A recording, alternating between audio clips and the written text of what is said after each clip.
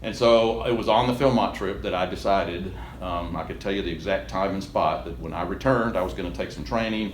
I did not want the troop to die as my son's patrol aged out, because they were the crux of the troop, and it was apparent that as they were going to all age out in the next 6 months, the troop was going to go from a very small troop to a tiny troop.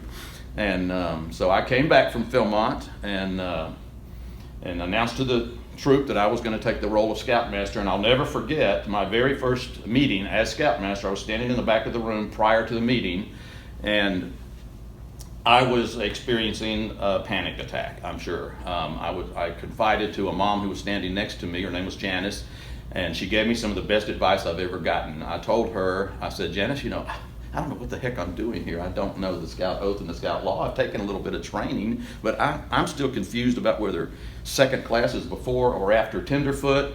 There's so much I just don't know. And she looked at me and she gave me some great advice. She said, Wayne, you don't need to worry about any of that stuff. And I'm thinking, Janice, you crazy or what?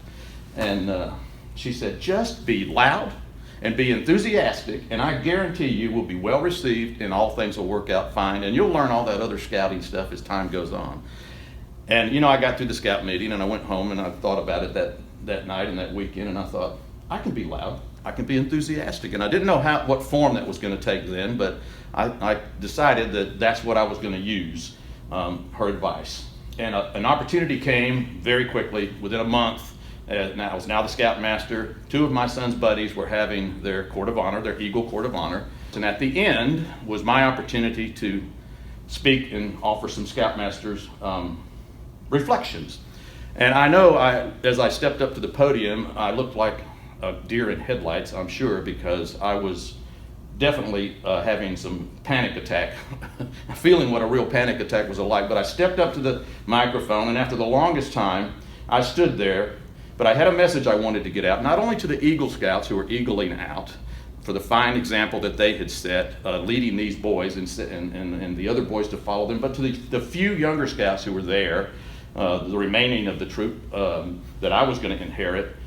I wanted them to get the message that I was with them, I was going to help them, and I wanted them to follow their lead. And so as I stood there with my eyes wide open and scared to death, I finally got up the nerve and I said this: follow me, boys, follow me. If you think you're really beat, that's the time to lift your feet and follow me, boys, follow me. Pick 'em up, put 'em down, and follow me. Well, the Scoutmaster says there's a job to do. Follow me, boys, follow me.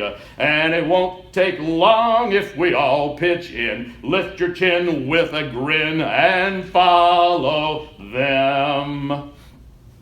Well, the crowd was shocked, to say the least.